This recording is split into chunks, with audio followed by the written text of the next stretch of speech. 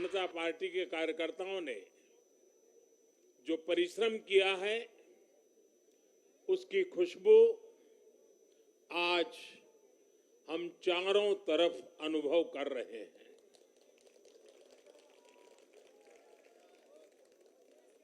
जहां भारतीय जनता पार्टी प्रत्यक्ष नहीं जीती, वहां भाजपा का वोट शेयर भाजपा के प्रति स्नेह का साक्षी है। मैं गुजरात और हिमाचल और दिल्ली और जनता का बहुत विनम्र भाव से आभार व्यक्त करता हूं। भाजपा के प्रति ये स्नेह देश के अलग अलग राज्यों के उपचुनाव में भी दिख रहा है। यूपी के रामपुर में भाजपा को जीत हासिल हुई है।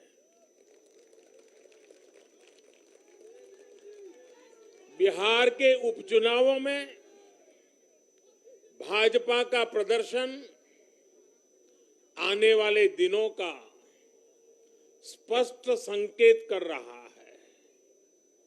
मैं आज चुनाव आयोग का भी अभिनंदन करता हूं, उनका आभार व्यक्त करता हूं। और ये चुनाव के दरमियान एक बहुत बड़ी बात जिसकी चर्चा होनी चाहिए थी, जहां तक मेरी जानकारी है, एक भी पोलिंग बूथ में रीपोलिंग करवाने की नौबत नहीं आई है।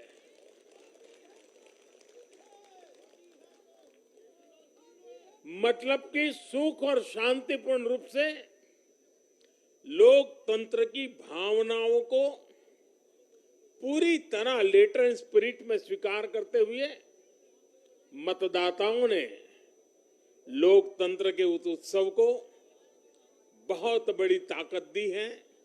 और इसके लिए भी चुनाव आयोग अभिनंदन का अधिकारी है। इस चुनाव में हिस्सा लेने वाले हर राजनीतिक कार्यकर्ता को, हर दल को भी मैं साधुवाद देता हूं। साथियों, आज मैं हिमाचल के हर मतदाता का भी बहुत बहुत आभारी हूं। जैसे अभी नड्डा जी बता रहे थे, हिमाचल के चुनाव में 1% से भी कम अंतर से ये हार जीत का फैसला हुआ है। 1% से भी कम। इतना कम अंतर से हिमाचल में कभी नतीजे नहीं आए हैं। हिमाचल में हर 5 वर्ष में सरकारें बदली हैं, लेकिन हर में जब बदलाव हुआ है, कभी 5%, कभी 6%, कभी 7%। जीतने वाले और हार वाले के बीच में अंतर रहा है। इस बार 1% से भी कम। इसका मतलब है कि जनता ने भी भारतीय जनता पार्टी को विजय बनाने के लिए भरसक प्रयास किया है।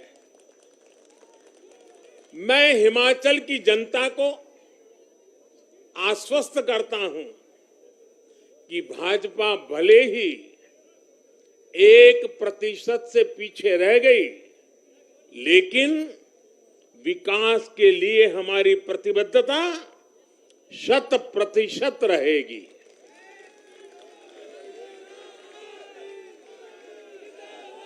हिमाचल से जुड़े हर विषय को हम पूरी मजबूती से उठाएंगे और केंद्र सरकार के द्वारा हिमाचल की प्रगति का जो उसका हक है, उसमें भी कभी हम कमी नहीं आने देंगे। अभी जो मैंने दिल्ली का वर्णन सुना कि किस प्रकार से दिल्ली कॉरपोरेशन को विफल करने के इरादे से जनता के साथ धोखा किया गया, ये काम हम नहीं करते हैं। हम हिमाचल की प्रगति के लिए भी भारत सरकार की प्रतिबद्धता वैसी ही बनी रहेगी। साथियों, बीजेपी को मिला जन समर्थन इसलिए भी महत्वपूर्ण है क्योंकि ये ऐसे समय में आया है जब भारत अमृत काल में प्रवेश कर चुका है। ये दिखाता है कि आने वाले 25 साल सिर्फ और सिर्फ विकास की राजनीति के ही है। भाजपा को मिला जन समर्थन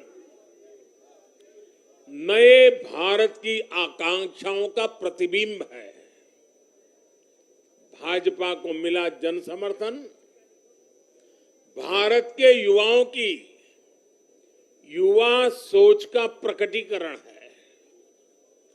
भाजपा को मिला जन समर्थन गरीब, दलित, वंचित, पिछड़े, शोषित, आदिवासियों के सशक्तिकरण के लिए है।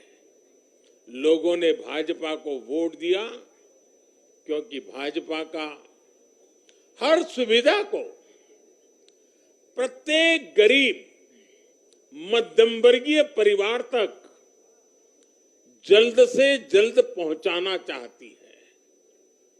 लोगों ने भाजपा को वोट दिया क्योंकि भाजपा देश के हित में बड़े से बड़े और कड़े से कड़े फैसले लेने का दम रखती है।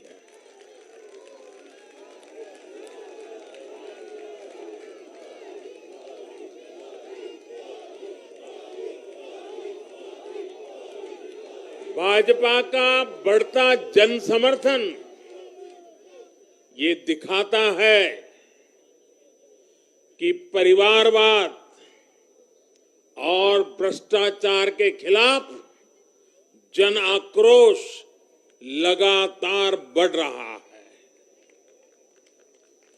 और मैं इस बात को स्वस्थ लोकतंत्र के लिए एक शुभ संकेत के रूप में देखता हूं।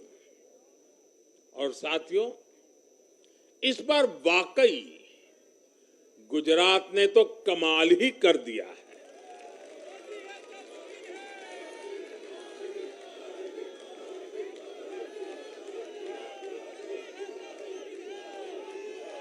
मैं नड्डा जी सहित सभी भाजपा कार्यकर्ताओं को बधाई देता हूं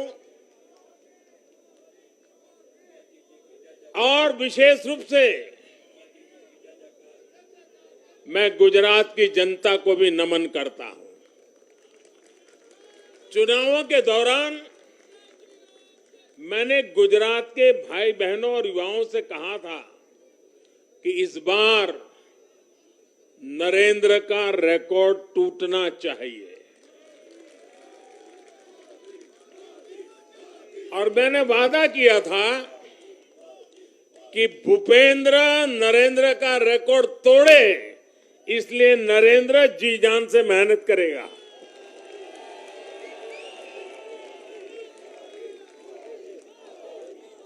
और गुजरात की जनता ने तो रिकॉर्ड तोड़ने में भी रिकॉर्ड कर दिया। उसने गुजरात की स्थापना से लेकर के अब तक सारे रिकॉर्ड तोड़ दिए। गुजरात के इतिहास का सबसे प्रचंड जनादेश भाजपा को देकर गुजरात के लोगों ने नया इतिहास बना दिया है।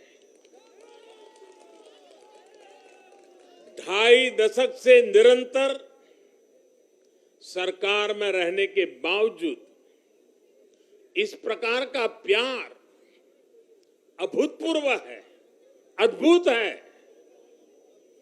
लोगों ने जाति, वर्ग, समुदाय और हर तरह के विभाजन से ऊपर उठकर भाजपा को वोट दिया है।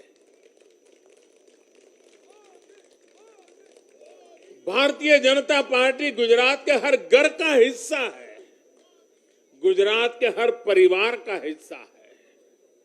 साथियों, इस चुनाव में गुजरात में 1 करोड़ से भी ज्यादा ऐसे वोटर्स थे जिन्होंने मतदान किया, लेकिन ये वो मतदाता थे जिन्होंने कभी भी कांग्रेस के कुशासन को, उसकी बुराइयों को देखा नहीं था। वे फ्रेश थे, उन्होंने सिर्फ भाजपा की ही सरकार को देखा था। और युवाओं की तो प्रकृति होती है कि वो हमेशा सवाल पूछते हैं, जांचते हैं, परखते हैं, उसके बाद किसी फैसले पर पहुंचते हैं। युवा सिर्फ इसलिए किसी पार्टी को वोट नहीं करते क्योंकि वो दशकों से सत्ता में रही या फिर उस पार्टी के नेता किसी बड़ी परिवार के हैं। युवा तभी वोट देते हैं जब उन्हें भरोसा होता है, जब उन्हें सरकार का काम प्रत्यक्ष नजर आता है। और इसलिए आज युवाओं ने जब भाजपा को भारी संख्या में वोट दिया है, सीट से लेकर वोट तक के सारे रिकॉर्ड तोड़ दिए हैं, तो इसके पीछे का संदेश बहुत स्पष्ट है। इसका मतलब है कि युवाओं ने हमारे काम को जांचा, परखा और उस पर भरोसा किया है। इसका मतलब ये है कि युवा भाजपा की विकास वाली राजनीति चाहते हैं। इसका मतलब है कि युवा ना तो जातिवाद के बहकावे में आते हैं, न परिवारवाद के। युवाओं का दिल सिर्फ विजन और विकास से जीत सकते हैं, और भाजपा में विजन भी है और विकास के प्रति प्रतिबद्धता भी है। साथियों, आज एक और बात याद करने वाली है। जब महामारी के घोर संकट के बीच बिहार में चुनाव हुए थे, तो जनता ने भाजपा को भरपूर आशीर्वाद दिया। जब महामारी के संकट से बाहर निकलते हुए असम, यूपी, उत्तराखंड, गोवा, मणिपुर एक के बाद एक चुनावों में जनता ने भारतीय जनता पार्टी को ही चुना। और आज जब भारत विकसित भारत के लक्ष्य की प्राप्ति के लिए आगे बढ़ रहा है, तो भी देश की जनता का भरोसा सिर्फ और सिर्फ भाजपा पर है।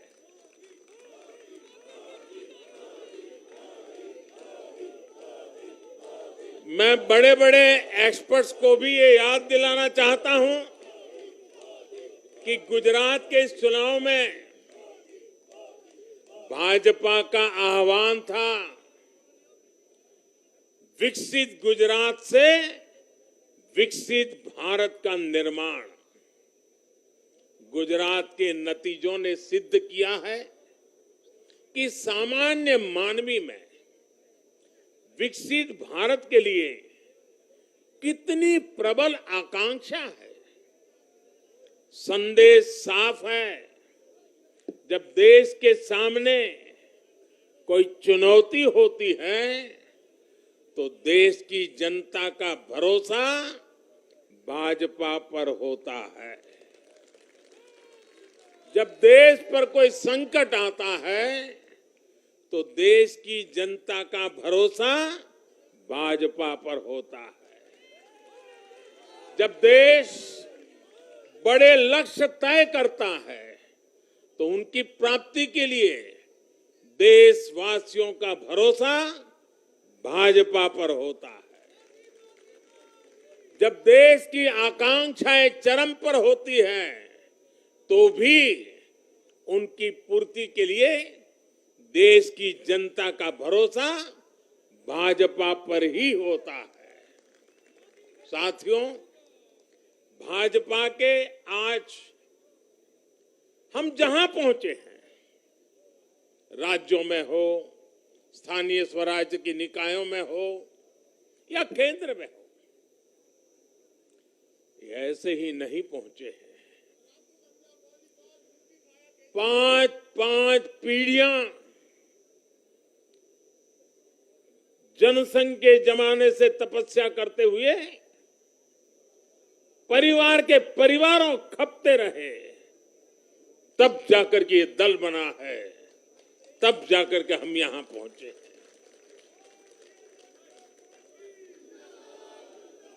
भाजपा के लिए लाखों समर्पित कार्यकर्ताओं ने अपना जीवन खपा दिया है। व्यक्तिगत सुख, व्यक्तिगत आकांक्षाएं, व्यक्तिगत खुशी, व्यक्तिगत महत्वाकांक्षा, व्यक्तिगत सफलता, इन सबको तिलांजलि देकर भाजपा का प्रत्येक कार्यकर्ता समाज और देश की सेवा करने में, समाज और देश को सशक्त करने में जुटा रहता है। हम विचार पर भी बल देते हैं और व्यवस्था को भी सबल बनाते रहते हैं। भाजपा अपने कार्यकर्ताओं की अथाह संगठन शक्ति पर भरोसा करके ही अपनी रणनीति बनाती है और सफल भी होती है।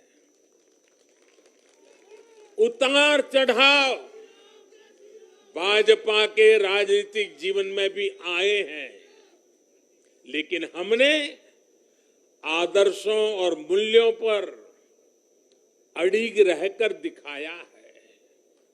साथियों, पिछले 8 वर्षों में देश में एक और बहुत बड़ा बदलाव अनुभव किया गया है। ये बदलाव कार्य का भी है, कार्यशैली का भी है। भाजपा की सरकारें भी कार्य को छोटा नहीं समझती। हम मानते हैं हर काम बड़े लक्ष्यों की प्राप्ति का माध्यम बनता है।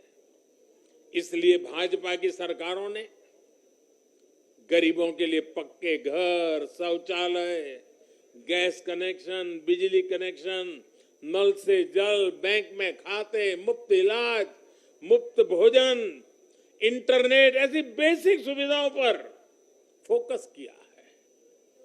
पहले की राजनीति में ये बहुत फैंसी विकास नहीं माना जाता था। पहले की राजनीति में इसे बड़े काम के तौर पर देखा भी नहीं जाता था। इसलिए आज जो भी सरकारी लाभ है, वो हर व्यक्ति, हर क्षेत्र, हर वर्ग जो उसका हकदार है, उस तक तेजी से पहुंचने के लिए ईमानदारी से प्रयास किया जाता है। पूरा का पूरा पहुंचे, इसके लिए टेक्नोलॉजी का भी भरपूर उपयोग किया जाता है। किस क्षेत्र, किस वर्ग, किस समुदाय में कितने वोट हैं, इस आधार पर न हम देश चलाते हैं, न राज्य चलाते हैं, न सरकारें चलाते हैं। और हमें आज इस बदली हुई राजनीति के सकारात्मक नतीजे भी देखने को मिल रहे हैं। आज बड़े बड़े एक्सपर्ट भी ये कह रहे हैं कि भारत में गरीबी कम हो रही है। साथियों, देश ने पिछले 8 वर्षों में गरीब को सशक्त करने के साथ ही गरीब तक मूलभूत सुविधाएं पहुंचाने के साथ ही आधुनिक इंफ्रास्ट्रक्चर पर भी फोकस किया है। रोड हो, रेल हो, एयरपोर्ट्स हो, टनल्स हो, सोलर पावर प्लांट हो, स्टेडियम हो, ऑप्टिकल फाइबर नेटवर्क हो, जो भी हो सबसे उत्तम हो, सबसे श्रेष्ठ हो, ये आकांक्षा लेकर आज भारत चल रहा है। और साथियों, मैं एक और बात आपको याद दिलाना चाहूंगा। हम सिर्फ घोषणा करने के लिए घोषणा नहीं करते, हम राष्ट्र निर्माण के व्यापक मिशन के लिए निकले हुए लोग हैं। इसलिए सिर्फ 5 वर्ष के राजनीतिक नफा नुकसान को देखते हुए हम कोई भी घोषणा नहीं करते। हमारी हर घोषणा के पीछे एक दूरगामी लक्ष्य होता है, एक रोड मैप होता है। ये बात स्पष्ट है कि देश आज शॉर्टकट नहीं चाहता। देश का मतदाता आज इतना जागरूक है कि क्या उसके हित में है, क्या उसके अहित में है, वो अच्छी तरह जानता है। देश का वोटर जानता है कि शॉर्टकट की राजनीति का कितना बड़ा नुकसान देश को उठाना पड़ेगा।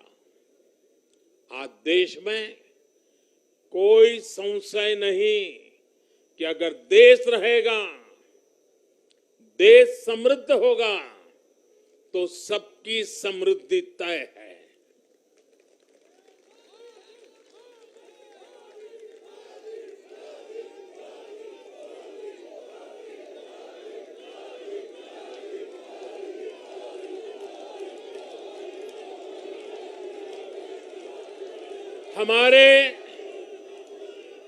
हमारे पूर्वजों के पास अनुभव का अगाध ज्ञान था और अनुभव के निचोड़ से कहावतें बनती थी। और हमारे यहाँ हमारे पूर्वजों ने हमें विरासत में दी हुई एक कहावत है, आमदनी अठन्नी और खर्चा रुपया। अगर ये वाला हिसाब रहेगा तो क्या स्थिति होगी, ये हम दुनिया में हमारे अड़ोस पड़ोस में आज भली भांति देख रहे हैं। और इसलिए आज देश बहुत सतर्क है। देश के हर राजनीतिक दल को ये याद रखना होगा कि चुनावी हथकंडों से किसी का भला नहीं हो सकता। साथियों, आज के जनादेश में एक और संदेश है। समाज के बीच दूरियां बढ़ाकर राष्ट्र के सामने नई चुनौतियां खड़ी करके जो राजनीतिक दल तत्कालिक लाभ लेने की फिराक में रहते हैं, उन्हें देश की जनता, देश की युवा पीढ़ी देख भी रही है और समझ भी रही है।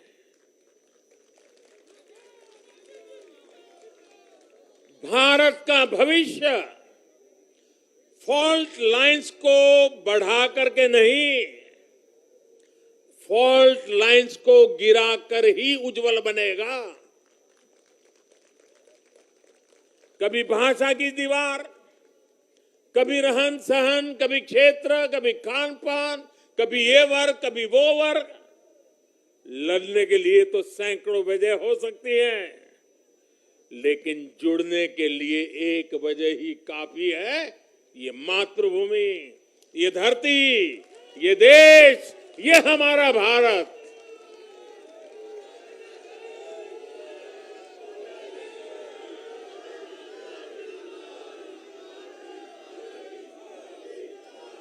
जीने के लिए और मरने के लिए इससे बड़ी वजह कोई और नहीं हो सकती। इसलिए हमें देश प्रथम, इंडिया फर्स्ट की भावना के साथ आगे बढ़ना है। साथियों, मुझे खुशी है कि आज भारत के गांव हो या शहर,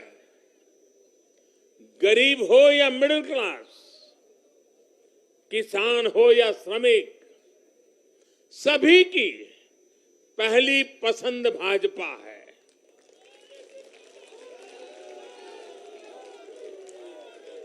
भाजपा को गुजरात के आदिवासी क्षेत्रों का भी अभूतपूर्व आशीर्वाद मिला है। और मुझे अभी जो जानकारी बताई गई, एससी एसटी की गुजरात में करीब 40 सीटें आरक्षित है। 40 में से 34 सीटें थम्बिंग मेजोरिटी से भारतीय जनता पार्टी जीती है।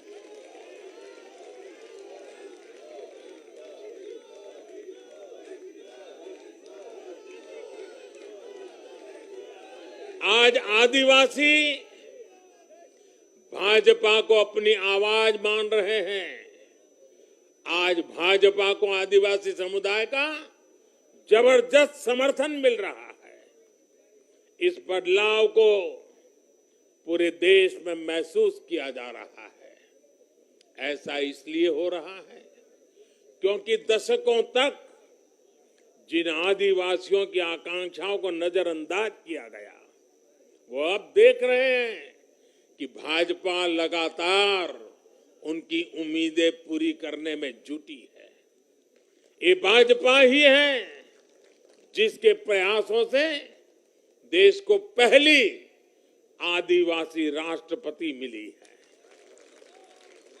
ये भाजपा ही है जिसने आदिवासी कल्याण के लिए बजट बढ़ाया और आदिवासी क्षेत्रों में विकास को रफ्तार दी। भाजपा सरकार ने ऐसे अनेक कदम उठाए हैं जिससे आदिवासी समुदाय के लोगों को आर्थिक रूप से मजबूत बनाया जा रहा है। देश भर में आदिवासी स्वतंत्रता सेनानियों के म्यूजियम बनाकर भाजपा आजादी के उन वीर योद्धाओं को सम्मान दे रही है। भगवान बिरसा मुंडा के जन्मदिन को भाजपा सरकार में ही जनजातीय गौरव दिवस घोषित किया गया है। हमारे इन प्रयासों ने आदिवासी युवाओं को उनके स्वाभिमान को ऊंचा किया है। आज भाजपा आदिवासियों को सशक्त करने के लिए हर संभव प्रयास कर रही है। साथियों, आजकल हर चुनाव नतीजों के बाद ये चर्चा भी बहुत होती है कि देश की माताएं, बहनें, बेटियां भाजपा पर इतना आशीर्वाद क्यों बरसाती है।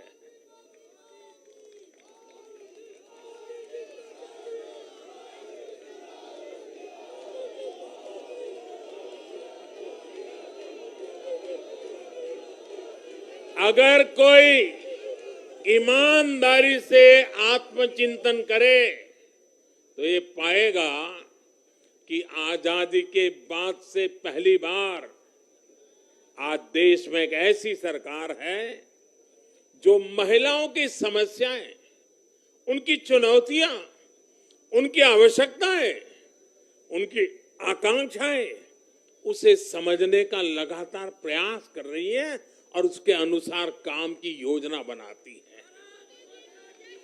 गांव देहात से लेकर शहर तक घरेलू कार्य में व्यस्त महिला से लेकर स्वरोजगार करने वाली या किसी रोजगार से जुड़ी महिलाओं के लिए जितना भाजपा सरकार ने किया है उतना पहले किसी भी सरकार ने नहीं किया।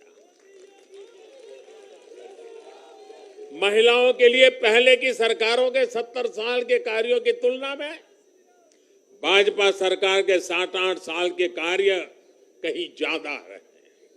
और इसलिए आज जब भी चुनाव होते हैं तो देश की माताएं, बहनें, बेटियां कमल के निशान का सिर्फ बटन ही नहीं दबाती, उनके हाथों में एक आशीष का भाव होता है, आशीर्वाद का भाव होता है।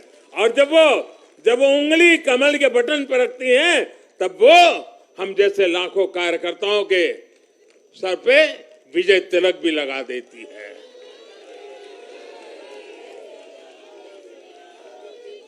महिलाओं के मुद्दे भाजपा के लिए चुनावी मुद्दे नहीं है, बल्कि भाजपा की हर योजना का वो प्राण तत्व है। महिलाओं का जीवन आसान बनाना हो, महिलाओं को ज्यादा से ज्यादा रोजगार के, स्वरोजगार के अवसर मुहैया कराना हो, ये भाजपा का कमिटमेंट है। मैं इसे अपनी सरकार का सौभाग्य मानता हूं कि हमें महिला सशक्तिकरण के लिए इतना कुछ करने का मौका देश की जनता ने दिया है। साथियों, आने वाला समय देश के लिए, हम सभी के लिए बहुत महत्वपूर्ण है। सबका साथ, सबका विकास, सबका विश्वास और सबका प्रयास, इस भावना पर आगे बढ़ते हुए हमें विकसित भारत के लिए काम करना है। हमें मिलकर एक दूसरे के साथ काम करना है। आइए, नागरिक के रूप में हम विकसित भारत के संकल्प के साथ जुड़े, विकसित भारत के इस अभियान से जुड़े। और मैं फिर एक बार देश भर के लाखों कार्यकर्ताओं को 5-5 पीढ़ी की तपस्या को आगे बढ़ाने के लिए हृदय से धन्यवाद करता हूं, अभिनंदन करता हूं। मैं जनता जनार्दन को भी प्रणाम करता हूं। उनके निरंतर आशीर्वाद हमारे लिए नित्य नूतन ऊर्जा बन जाते हैं। ये निरंतर समर्थन हमें सात्विक भाव से, सेवा भाव से, समर्पण भाव से कार्य करने की शक्ति देता है। जब हमें जनता जनार्दन का आशीर्वाद मिलता है तो हमें अधिक परिश्रम करने की प्रेरणा जगती है, अधिक पुरुषार्थ करने का संकल्प जगता है और संकल्पों को सिद्ध करने के लिए जीवन खपा दे करके सिद्धि तक पहुंचाने के लिए हम लगे रहते हैं, क्योंकि जनता जनार्दन, इसे हम ईश्वर का रूप मानते हैं। और यही सामर्थ्य, यही शक्ति एक सेवक के भाव से, सेवा भाव से, समर्पण की अप्रतिम राह को पकड़ते हुए चलते रहना, चलते रहना, चलते रहना, चरैवेति चरैवेति चरैवेति, इसी मंत्र को लेकर के हम चल रहे हैं। भाइयों बहनों, इस चुनाव में अब बहुत लोगों को जानने पहचानने का भी अवसर मिल चुका है। पिछले कुछ चुनावों का एक बड़े कैनवास पर एनालिसिस करना चाहिए कि जो अपने आप को न्यूट्रल कहते हैं, जिनका न्यूट्रल होना जरूरी होता है, वो कहां खड़े होते हैं, कब कैसे रंग बदलते हैं और कैसे कैसे खेल खेलते हैं, वो अब देश को जान लेना बहुत जरूरी है, बहुत जरूरी है। उत्तराखंड का इतना बड़ा चुनाव हुआ, कितनी जमानतें जब्त हुई, किसकी हुई, कोई चर्चा नहीं। हिमाचल में इतना बड़ा चुनाव हुआ, कितने लोगों की जमानत जब्त हुई, कितने लोगों का बुरा हाल हुआ, कोई चर्चा नहीं। भाइयों बहनों, उन लोगों को भी जानना चाहिए, पहचानना चाहिए कि ये भी ठेकेदार है।